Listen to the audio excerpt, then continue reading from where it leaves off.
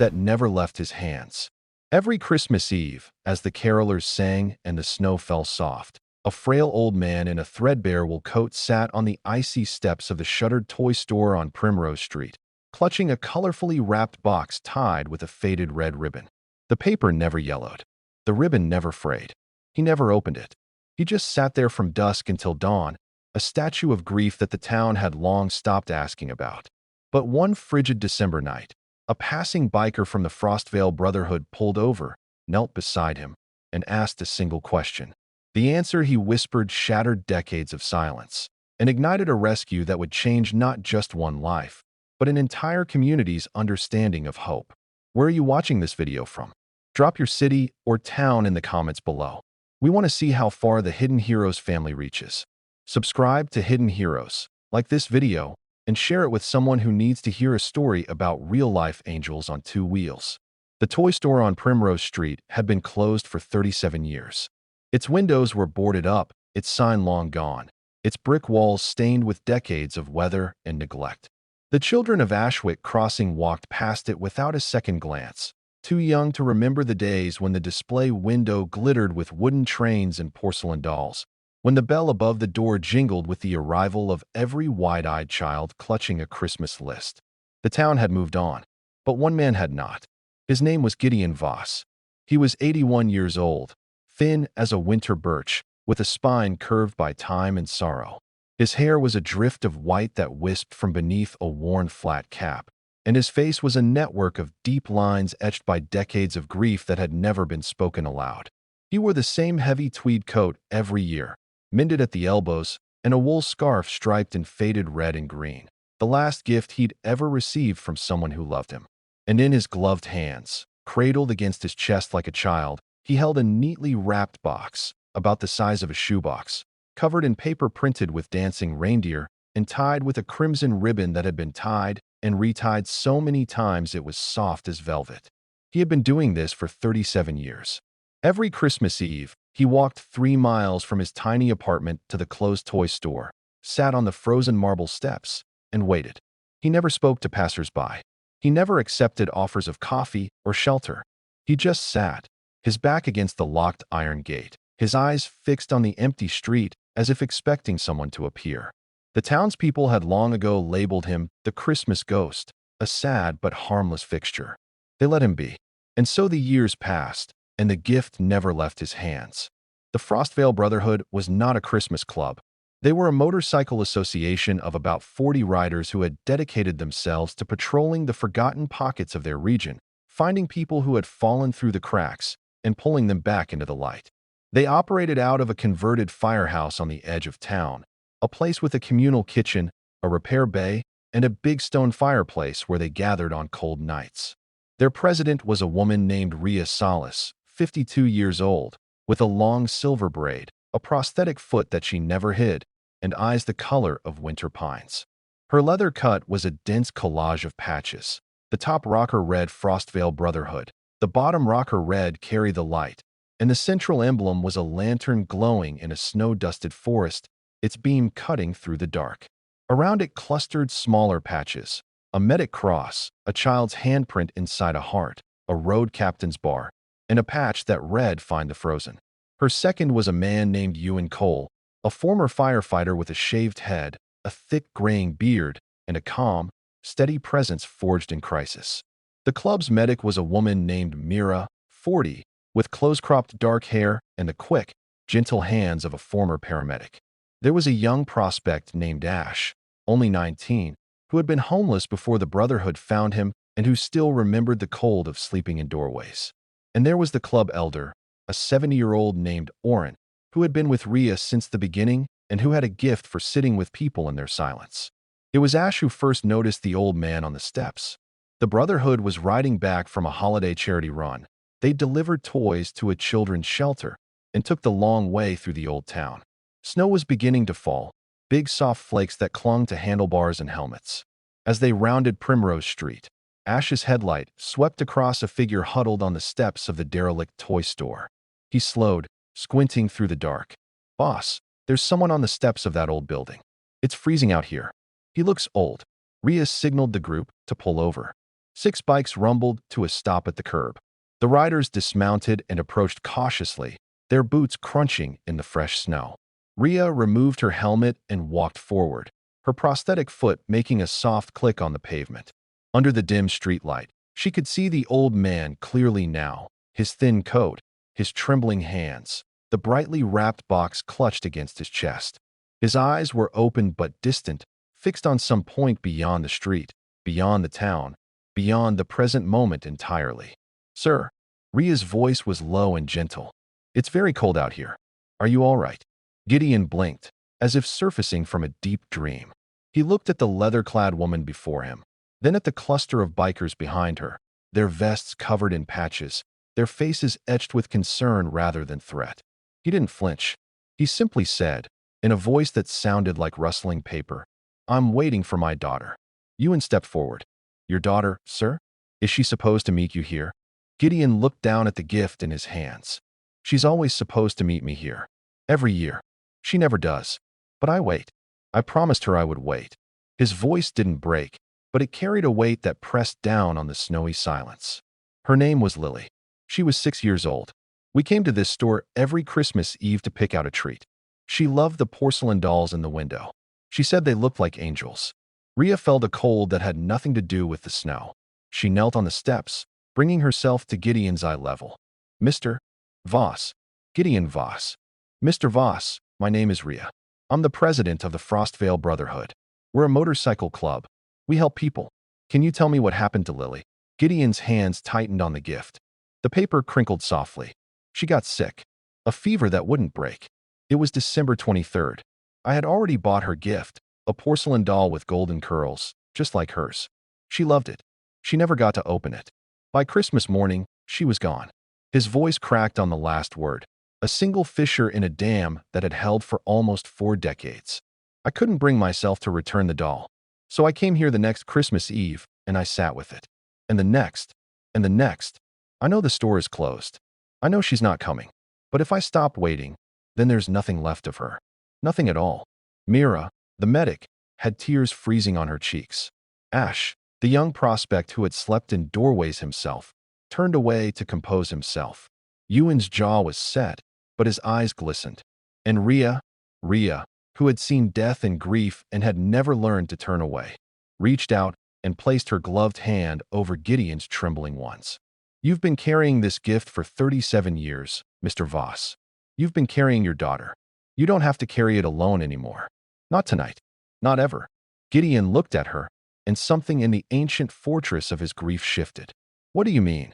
"I mean that the Frostvale Brotherhood is going to stay here with you tonight. We're not going to leave you alone on these steps. And when morning comes, we're going to help you find a way to let that gift bring joy to someone, in Lily's name. Because her love isn't trapped in that box. It's in you, and it can still change the world." The old man's resistance, calcified by decades of solitary mourning, finally crumbled. His shoulders sagged, and a low, ragged sob escaped him, the first sound of grief he had allowed himself in years. The wrapped gift, still clutched in his hands, seemed to glow in the streetlight. Rhea sat beside him on the steps, and the other riders formed a quiet semicircle, a wall of leather and compassion against the snow. Ash draped his own heavy coat over Gideon's shoulders. Ewan brought a thermos of hot coffee from his saddlebag and pressed it into his hands. Mira checked his pulse and found it weak but steady. And then Gideon began to speak, not just of Lily's death, but of her life. He told them about her laugh, which sounded like little bells. About the way she'd dance in the kitchen when the radio played old carols. About the Christmas she'd asked for a sled and had ridden it down the big hill in the park, shrieking with joy, her golden curls flying. He told them about his wife, Helena, who had died of a broken heart 2 years after Lily. Not officially, but everyone knew. He had buried them side by side under an elm tree in the old cemetery, and he had visited every Sunday with fresh flowers until his legs couldn't make the walk anymore.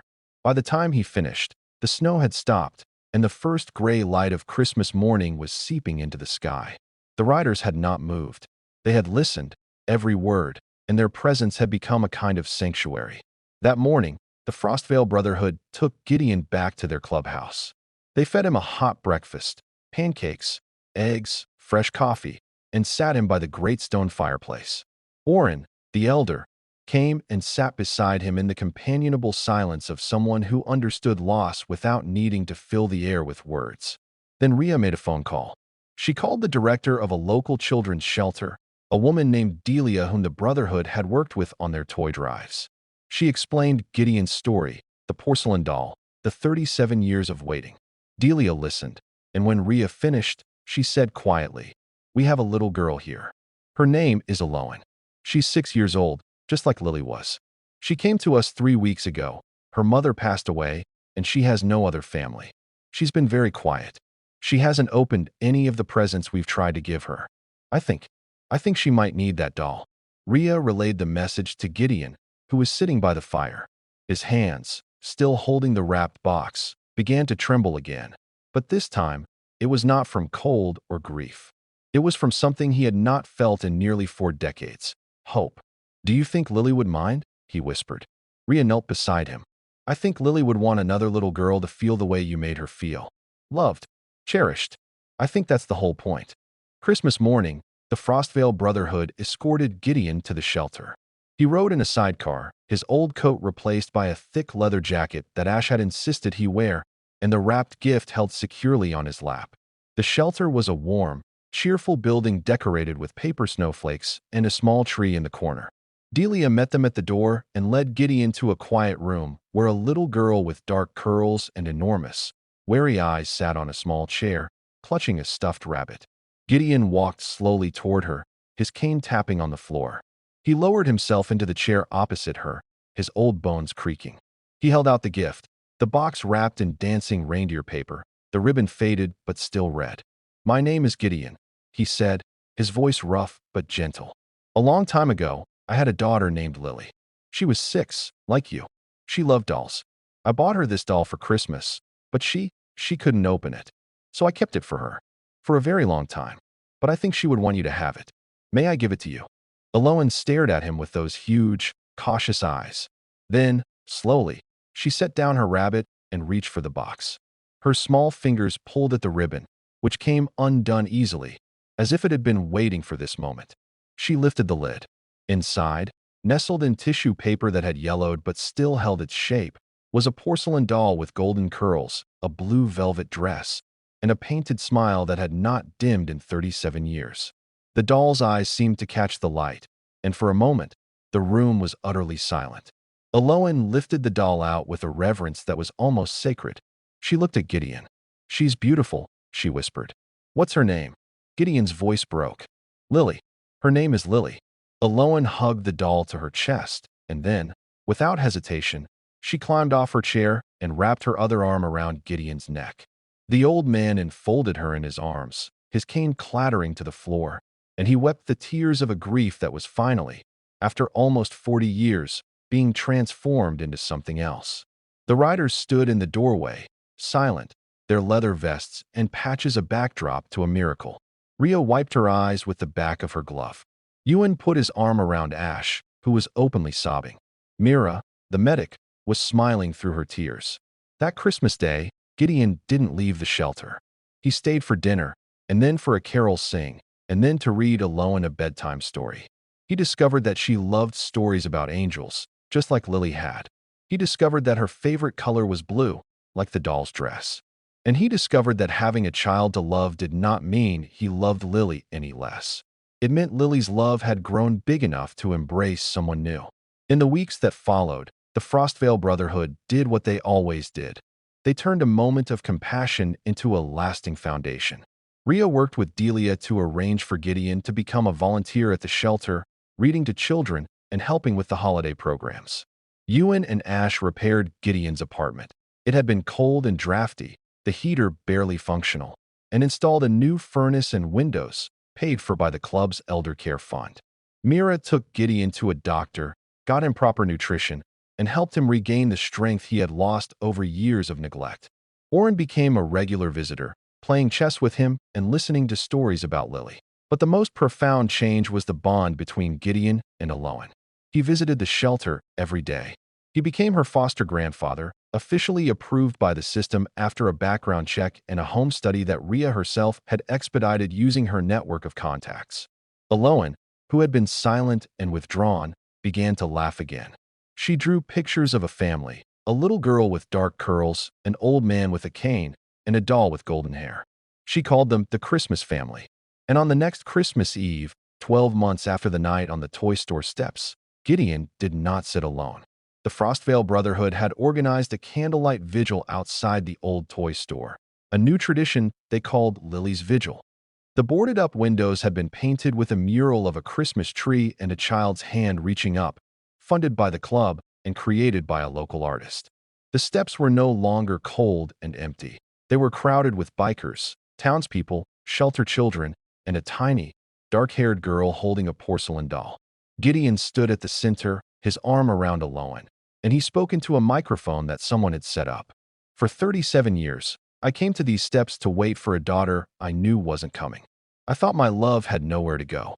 But last year, a group of bikers in leather and steel stopped and asked me why I was sitting in the cold. They didn't walk away. They didn't forget me. They carried me through the snow, and they helped me open a gift that had been sealed for almost 4 decades. And tonight, I'm not waiting anymore. I'm here to celebrate. He looked down at Aloan, who smiled up at him. Lily's love is still in the world. It's in Aloan. It's in all of you. It's in every toy that finds a child. And it's in the roar of motorcycles that sounds like hope. The crowd erupted in cheers, and the Frostvale Brotherhood revved their engines in a thunderous salute that echoed through the silent streets.